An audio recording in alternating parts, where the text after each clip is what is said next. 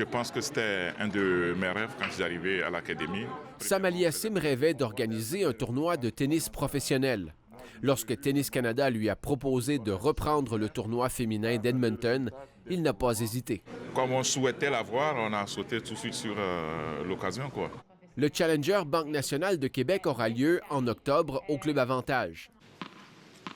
Il est calqué sur les rendez-vous de Granby et Saguenay, qui attirent depuis des années des joueuses de la relève et qui offrent une première expérience professionnelle à de jeunes Canadiennes en progression. Normalement, les joueuses sont classées aux alentours de la 200e, 300e place. Et il faut faire attention parce que des fois, lorsqu'on dit 200, 300, on a l'impression que le niveau est peut-être moins élevé, mais ça reste que c'est un niveau qui est impressionnant. Un niveau impressionnant, mais moindre que celui que Québec a reçu pendant 26 ans.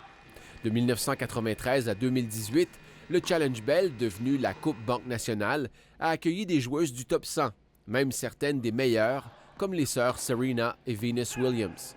Le fait que ça ait fini un peu difficilement à cause qu'on avait 2 autres tournois en Chine en même temps, ça nous avait cassé les jambes un peu. Jacques Hérisset, qui était directeur du tournoi à l'époque, déplore encore la fin de l'aventure.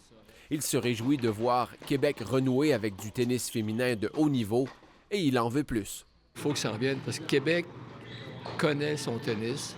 Les gens de Québec connaissent leur tennis. On mérite encore un autre coche de plus. Tennis Canada semble avoir d'autres plans pour Québec. La construction d'un tout nouveau centre de tennis intérieur à l'Université Laval ouvre la porte pour l'avenue d'un tournoi de plus grande envergure.